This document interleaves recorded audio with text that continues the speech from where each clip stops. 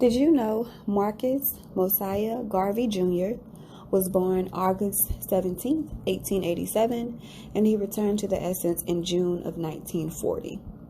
He was a Jamaican political activist, publisher, journalist, entrepreneur, and orator for the Black nationalism and Pan-Africanism movement. He funded the Universal Negro Improvement Association and African Communities League.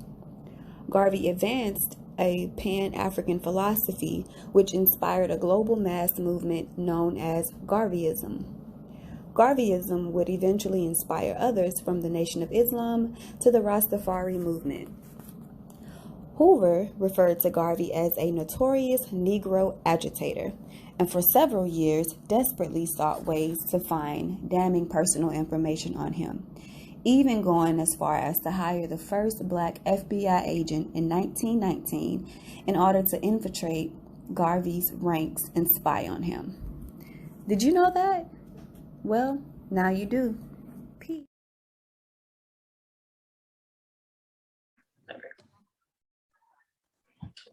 All right, peace everybody, and welcome back to another episode of My Quality is for Real. I'm your lovely host here for My Quality, and just like any other show, I am here. I have real talks with quality people who have real purpose, and today, just like no other, I'm having a conversation with a really dope individual, somebody who is actually from my hometown. I know y'all hear me talk about Fort Worth, Texas a lot.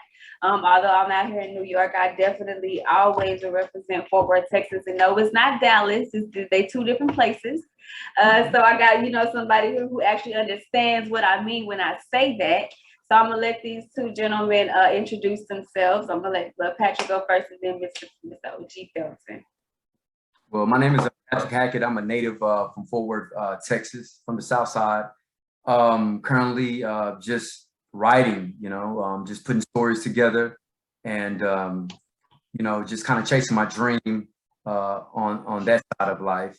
And just everything just is kind of naturally fell into place in regards to the book with O.G. Felton, and was able to sit down with him, got connected with him through a mutual friend, and the rest was history. Okay. Mr. Felton, I'm gonna let you introduce yourself as well. Good evening, everybody. Go by O.G. Felton, and now Minister of God, man of faith from the south side of Fort Worth, Texas. Glen Gordon Apartments, born and raised. My story is very deep and very personal, but at the same time, it's a true testimony that you can overcome the hood and become anybody in life. Absolutely, and it's a great story. Like I said, I was born and raised on the south side. I was born in 90. So I know between 90 and 93, there was a real, there was like World War III basically in Fort Worth, Texas. You know what I'm saying? And you survived that, and for you to be able to write a book about it. One question that I did have about your the first chapter. So you mentioned the Big Tex project. Now, yes, I'm familiar with like the Butler, the Stop Six. Was that the projects downtown? Or was one of those used to be called the Big Tex Project? Because I never heard of that before. Yes, that's off of Hetty and Tucker at the lower end of the south side of Fort Worth. Right there by the underground school. It was right directly in front of the school. Oh, Benz Gwen.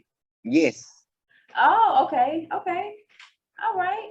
So you growing up, you went through a lot. You went through a lot, with your mother, your sister. You witnessed a lot of different things.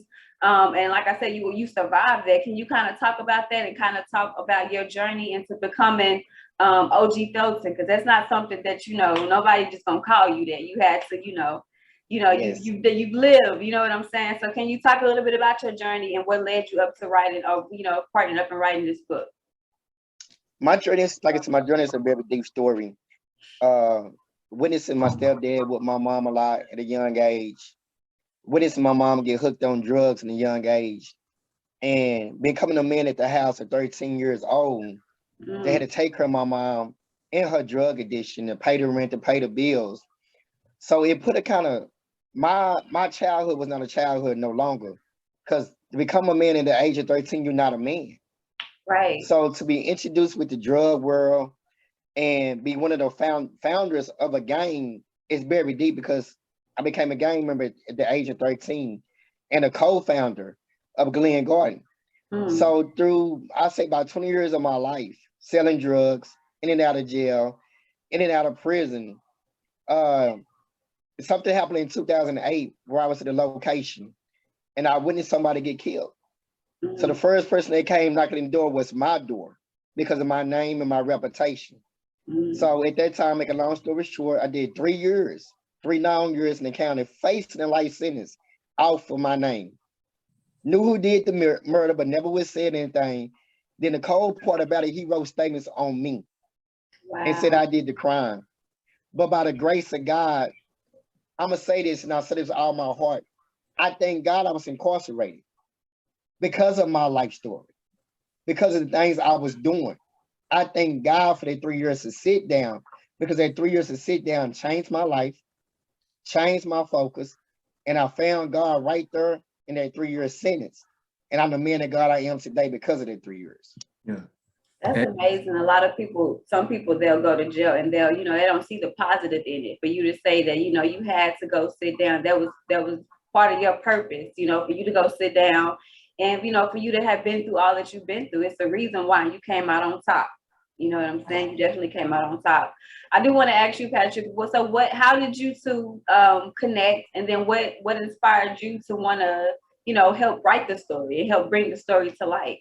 Well, it's kind of interesting. This is 10 years for me as an educator in the public school system in the North Texas area.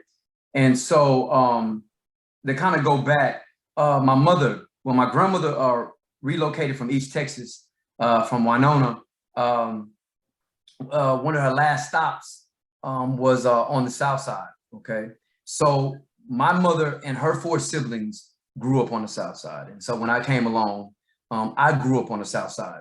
And so with me being in the 80s toward that 90s, just the gangbang, the whole culture was chaotic, right? And so, and we kind of tap in a little bit on that in the book. So I actually grew up on Canty Street, which is the street over from Glen Garden, right? But my story is a little bit different. My mother was a school teacher, right? And so coming up, you hear the gunshots, you hear the helicopters, the mayhem, the chaos. But she protected me, her and my grandmother, right? And so I was blessed to be able to have a mother that was an educator that could help navigate me through the school system and made it a point that when she saw me go astray to get me back on the books. So didn't know it then, but picked up writing. But I never looked at myself as a future writer. I never looked at it. So to fast forward the story, I met a young lady at Poly. I was flirting around with a podcast. And what happened was she reached out to me. She says, listen, you need to reach out and get OG Felton on the show. Well, with me being from the South Side, you hear certain names. The names was familiar. By this time in high school, a lot of the young brothers that I'm growing up with, going astray, getting caught up in gangs and, just different things. And so when I got him on the show, we always kind of stayed in contact. Fast forward the story, I had dropped the book and I was reaching out to him and he said, listen, I have the book. But what stood out was he already had the name, Fatherless from a Gangster to a Preacher. And what I wanted to do was take a man's story and just take it from the first idea and see what we do. And narcotics in the streets and all of that, because that's in any ghetto across America. That's in Brazil, that's in Africa, that's in places in Europe and Australia. But what we wanted to do was to tell a story of how a young man got off track. But I call it a redemption story. But how by the grace of God and the mercy of God, he was able to get back, serving God, community activist, advocate, father, grandfather, and minister of the gospel. And so that was the pure beauty of the story. And so we worked on this. And I remember, I'll never forget, I never told OG Felton this, but someone once told me, they were like, why are you working on a hobby? But that one thing of what she called the hobby, we've created a stream of income as young African-American men from the South Side of Fort Worth to say, you know what, it's possible to be able to use our minds and use our stories to begin to build this process of creating, streams of income, and also to be able to get a story out so that OG Felton can go back into the schools and to help grab some of these young men and get them back on course. That's amazing. That is absolutely amazing. And like I said, it's wonderful for you both to have survived that time. You know, my story is kind of similar to yours. My parents were not school teachers, but they were very heavy into the church. So even though I grew up right in the middle of the South Side, like I lived on Jefferson, right on Riverside, basically. But you know, my whole family lived in Park Terry's. You know, I had family all around, and my mom, they protected us from what was going on outside. And as a kid, you don't realize that. I didn't realize that we were living in the hood. You know what I'm saying? I thought that everybody had a 2-parent household. I thought that everybody house was like my house. But you grow to learn that not everybody is fortunate to have that, and a lot of people are in gangs. You know what I'm saying? A lot of people are influenced by, you know, things that are going on in the neighborhood. OG Felton, so for you, how did you first become in gangs? Like who introduced that to you? Did you grow up with that? You know, how was that? Well, it was a foundation of 4 young men. And at the time we were just selling drugs. It was no gangs in Fort Worth. It was no Crips, it was no Bloods. We just a brotherhood. So one night we were just sitting outside like 3 o'clock in the morning. I'll never forget it. Summer '89. Mm-hmm. And we said we need to come up with a name. So we all started coming up with different names. We said Glenn going to Hardheads. And so from that day forward, the 4 brothers started a nationwide gang. So that's how we got started. Okay. What do you so from what I've heard about the different gangs, like back in the day, like even the Crips and everything, the foundation was not on gang banging. You know what I'm saying? And that's the misconception that a lot of people have, that they think that, that people in gangs or the Crips, they just killers and, you know, and all of that. And I mean, you do have to have something, you know, you got to have that in you, but that's not the foundation of it. That's not the foundation. Like the difference now, I think now the difference is the kids are influenced by what they hear in these songs, and then that's what they portray. Can you kind of talk about that and kind of like the difference now between the brotherhood then and then what you're witnessing now with the gangs? Well, back then we had structure and we had order. It was, you know what I'm saying, you had to go through one of the big homies to get permission to do anything. We had true leadership. So like you were saying, it was not about killing, it was not about running, it was about a bunch of brothers coming together and taking care of our families. Community revolution and progress. It was always should have been about community first and our family. Now, and I put some of the fault on men like me. A lot of us had like a lot of nephews, a lot of cousins, wanted to follow in our footsteps. So when we got incarcerated, went to prison, they came out here and started gang banging. They never got put down. They never had no order. They don't know what order, because 18-year-olds is not considered an OG. But we got 18-year-olds out here saying they are OG. So that's a big problem, because they're not looking up to the big homies no more, because the big homies stepped away and they leave no order. Yeah. And it's sad that by the time a lot of these kids reach 18, in their mind, they're OGs, because they probably have been through so much in the, you know what I'm saying, in their lifetime. And that's sad. You hear kids even myself, when I was like 25, I'm old now. That's because of all the stuff that we done when we're young. We growing up too fast, you know. Yes. Patrick, how is it for you being a teacher? Like, what school are you a teacher at? What school are you? Well, I'm teaching over in Crowley. Okay. And so I'm on the secondary level right now. I've done everything from elementary. Secondary is more my niche. That's 6th through 8th grade. So as far as me, it kind of goes back to everything originates from the home. You know, if you really read the story to OG Felton, we want to push this, and we want to thank you for this platform. But this book is going to go nationwide, and the reason why it needs to go to nationwide, and the reason why I put my hand to this project, is because there's an OG Felton in every neighborhood, in every city. And the experiences, you got to look at the experiences. And what I try to be strategic in how I lined up the chapters. But Felton was very keen on transparency of getting caught up in the foster care system. We got school system set up like that. Latchkey kids that are raising themselves. And what happens is if you have a poor structure at home, it's going to spill out into the classroom, right? And so one of the things that we wanted to be strategic about is every 18, 19-year-old or 16 to 17-year-old may not read a textbook, but they're going to pick up a copy of O.G. Felton, and we tried to put nuggets in there.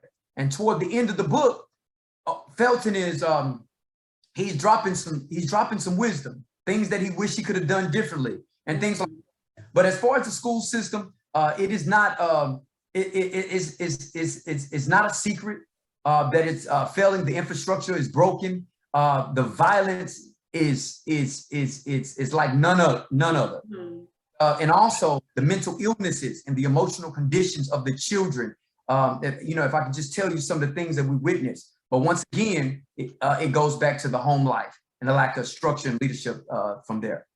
Absolutely, absolutely. You say you're in the crowd. I went to Morningside Middle School, and so I witnessed, and it's funny. I laugh, I joke about it because it's funny, but it's really not funny. But I have a younger brother he's 17 now, and he goes to Arlington High School, and so I just remember going up to his middle school, and it's like, I went to school with some goons and some goblins. You know what I'm saying? When we was at Morningside, we seen teachers fighting students. It was just chaotic, So I just couldn't imagine how it is now. You know what I'm saying? We had some people, we had different structure, but everything is just wild now. It's definitely wild. I wanted to ask you, O.G. Felton, about, from fatherless to gangster to a preacher. So how did your journey become? Sorry, I get tongue tied. I'm sorry. Tell me about your journey to becoming a preacher? With the journey, it starts in the counting at 3 years, because I told it this house, you know what, Jesus, it got to be a God, because I didn't really know God.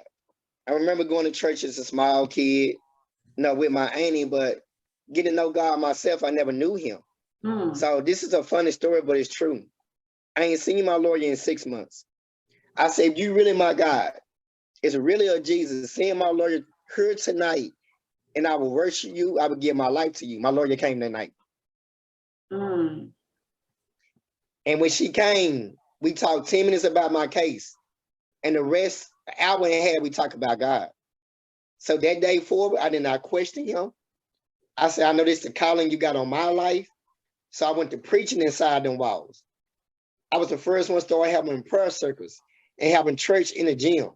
And the officers showed me favor, because we couldn't have church in the gym, but they allowed me to have church in the gym. So that whole 3 years, God started dealing with my mind, my heart. So he gave me the name Game Banking for Christ. I'm like, Game Banking for Christ? Used to be a gamer, but now I'm going to change your game to my game. And Game Banking for Christ stands for God's Anointed New Generation. We've been strong 14 years. That's the name of my organization, my ministry. Okay. So I go back to Morningside. I'm a mentor in Morningside, and I love what I do. I'm a minister and an advocate of these streets in Fort Worth. I'm a minister to the car clubs and the social clubs, as well as to other organizations. So it's been great. And that's amazing. Awesome. Yes. Those babies, they definitely need that. It's always good to see somebody who, again, because they glorify being a gangster, they glorify being in the hood and all of that. And of course, you be proud of where you're from, but that doesn't have to become you. You know what I'm saying? You can definitely rise above that. And to see somebody who has been through hell and back and survived all of that, because like I said, the 90s, that was like World War III.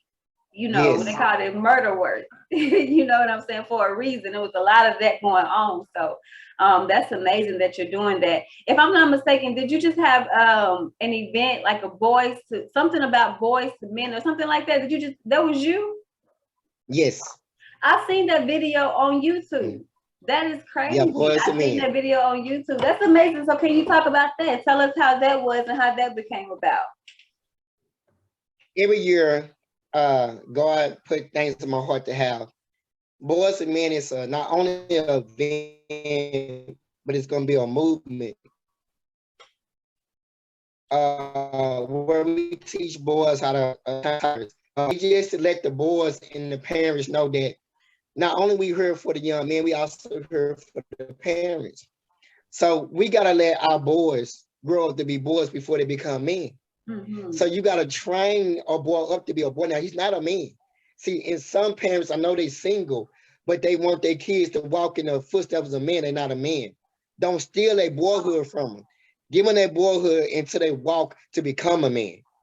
Absolutely. Teaching the ways to become a man. Because if you don't, you're going to ruin their manhood because they never was able to be a boy.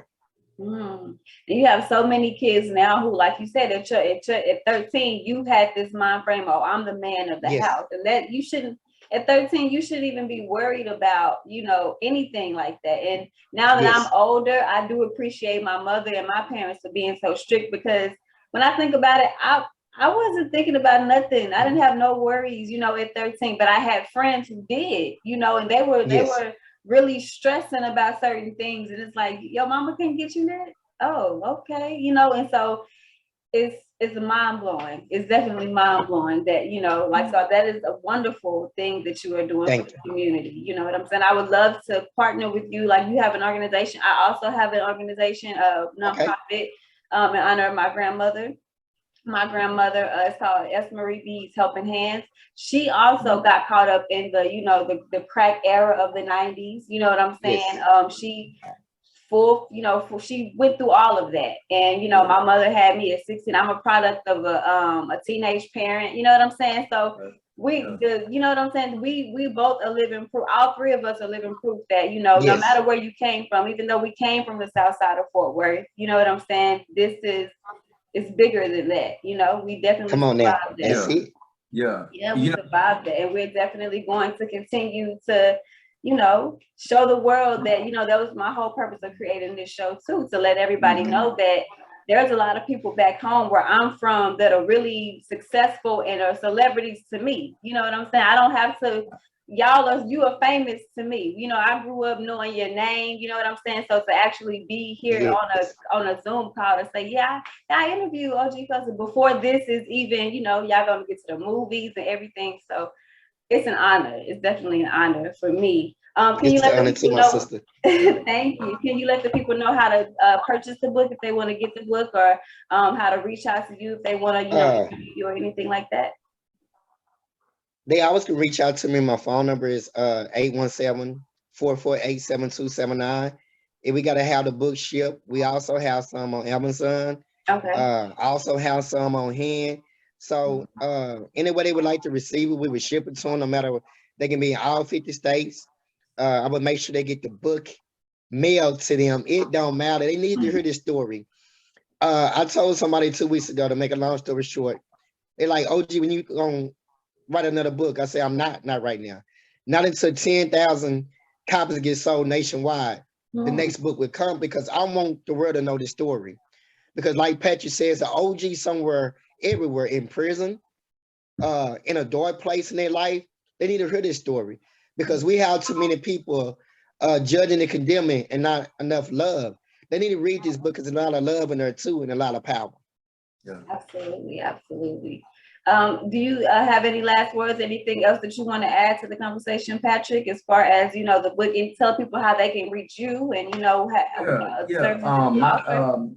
my email is Hackett, Hackett, Kemp, Kemp 22 at gmail.com. But my phone number is 817-353-5114. And, one of the things that, I'm open for speaking events, just like Felton, I'm a minister of the gospel as well. That was one of our connections in our faith. And we're going to put some more steam behind this book. We want to make sure this book, maybe hopefully you can get us connected up in New York. We would love that. We'll fly out there. And we want to tell this, I'm going to say this. Our neighborhood, the south side of Fort Worth, is special. Special. And it's special to us. It's special to people that grew up there. And we want to tell our story. And what I think is very a blessing that's been to me is, I want to be able to use the gifts and talents that God has given me to help men such as OG Felton get their story out and so that we can impact the generation, and so that when it's all said and done, they can say, you know what, I knew OG Felton how he started, but it was a different end. And then I can come as a model to show young Black men, young Latino men, you can grow up in the hood, but and there's a sense of realness, but it's okay to go to school. It's okay to, you know, progress in life and to do things, but still be authentic and transparent, and never forget where you came from, like my grandmother always said. So we appreciate that today. Absolutely, absolutely. OG Felton, do you have any last words? And let the people know, like, if they want to come to your church, you know, just anything that right now, this is, you know, I've asked all my questions that I was going to ask, you know, at this time, you know, anything that you want to say to the people, anything that you want to, you know, anything. Well, change is possible. Don't think you cannot change because of your past. It's just a change of mindset. And not only that, you just got to look deep down in yourself and become the man and woman of God that God created you to be. Don't beat yourself down because of your past. Rise up from your past and move forward. On Father's Day, I'm having a basketball game, and the title is Fathers Loving on the Fatherless on Father's Day. And that's the day that I give my life back to the community. Even though it's my day, I give it back to our youth kids. So I'm having a basketball game on Father's Day, June the 19th. So if anybody in the city of Fort Worth, like your sons and daughters, to come and play in this basketball game, it's absolutely free. We're just asking for sponsorship and donations so we can make this happen. That is beautiful. That led me to another question that I guess I wanted to ask you that I get a chance to. So with what you went through, how does that affect you being a father? With all that you went through and all that you've seen growing up, how did that affect you being a father and a grandfather now? Well, it affected me a lot because I became a father at the age of 13. And at that time, like I said, it's hard to raise a child when you are a child. But when I came out of jail in 2011 from the murder case, it woke me up and said, I need to be the best father that I know I can be, but I had to meet the real father first. And once I met the real father and got to know him, that what made me the best father and the best grandfather. Because without him, I can't be a father. But with him, now I'm a good father because I understand love. I understand patience. I understand how to deal with my teenage kids and listen to them, and not me always talking to them. Right. I understand how to love them deeper and understand they got wounds too. And sometimes parents need to be quiet and listen to our kids so we can help them. But if I never had God in my life, I would never become a real father. Yeah. And as I got older, like I said, I'm a product of teenage parents as well, you know, and I held some resentment, you know, as I got older, but I had to realize that, you know, it was children raising children, you know, it was babies, you know, and so they did the best that they could with what they were given, you know, and it's good. And I'm glad to see that you are, even despite everything that you've been through and everything that your kids may have seen that you've been through, you can come out on the other side and you have a second chance at being there for your grandchildren now. You know what I'm saying? That's the same thing with my grandmother. My grandmother, she went through the whole crack thing, but by the time I came around, I think that maybe I was like a wake-up call for her. Like, okay, let me get myself together. I got a second chance. I didn't do right by my children, but me and my grandmother was like this up until she died. You know what I'm saying? So it's beautiful. That is beautiful. You have children as well, Patrick, right? Yes, I have 3 boys. I got 3 girls. I have so when this whole title of fatherless, you know, I can look back on my journey coming up. And so I didn't meet my father until I was 14. So now our relationship has evolved and I've learned some, you know, nuggets of wisdom from him. But when I remember growing up, we moved from Canty to Judge Street, 2 blocks over from Glen Garden. And I remember standing outside. So it was like Morningside Middle was like a few houses to my right. And every young African-American male on that street did not have a father in the home except for one. And that father was a stepfather. And so you had a village or a street of young Black boys who needed fathers. And we all went down different paths. Just on that particular street alone, a few of them end up getting murdered, prison, drugs, alcohol, and some of us are thriving now, surviving. It's life, it's reality. And I think what we want to do is shed light on, the more that we are pushing this book out there, I think Felton would agree with me, is then we need, hopefully that'll spark some minds of the younger generation or get in the hands of some politicians. So why are the conditions of our community like this? Is our zip code 76104, it's been documented, it's been placed out there on news outlets that we have the death rate. We have the lowest surviving rate in the entire state of Texas, 76104. That's where we're from. Why is that so? Why is it that all of the businesses and infrastructures and all of the, all of the agencies, why is the bulk of the money and the other pockets away from the minority community? Why is that so? Why is it not in the African American? Why is it not in the brown community? And so it is not only stories of young men who grew up fatherless, but also that the system that has stolen from the community and its citizens and have displaced money. And this is historically speaking, because the HBCUs in Maryland fighting, went to court, won hundreds of millions of dollars because they were not getting funded properly. So we have underfunded schools. We have schools that have poor leadership. We have discipline issues in the schools, and so we don't have the community activists, but we have brothers like Felton and others that are doing it. And so this book also sheds light. What is the conditions creating these OG Feltons? And so that's something good to throw out there as well.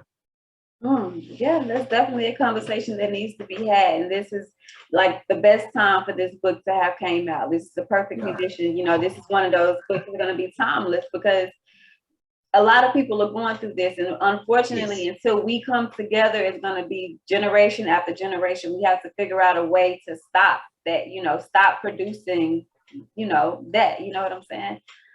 So I appreciate you, gentlemen. I really do. I appreciate you. I don't want to take a lot of your time out on this beautiful Sunday. It's cold still here. I know y'all in Texas, y'all are able to go outside and enjoy some heat, but it's cold here.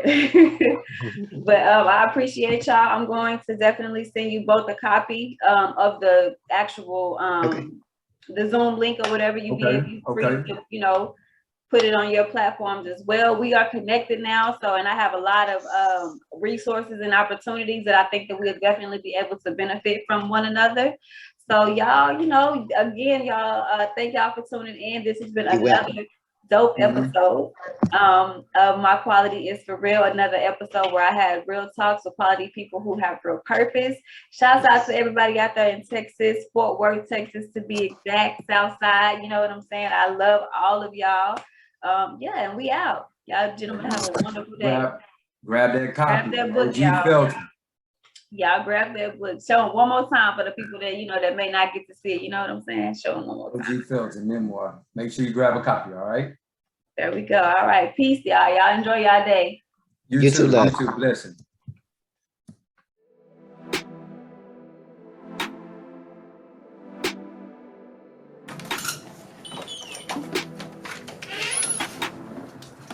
Hello, sir. I'm Detective Avery. This is Detective Barnes. Sorry to disturb you so late in the hour. Do you know a Constance Wells? Yeah. She helped me get back to school. Why? You sure that's all she does for you? Several days ago, we found Miss Wells passed out in her room after taking some pills. We found this pill bottle in her possession. It has your name on it. We're just wondering, how did she get it? What's going on? Go back inside, baby. It's okay. Let's go back inside. So do you mind coming with us down to the police station? This actually isn't the only bottle we found with your name on it. She has several stashed in empty drawers. Just want to ask you a few questions. Am I under arrest? You could be, if you don't come with us. No, but we could come back with a search warrant.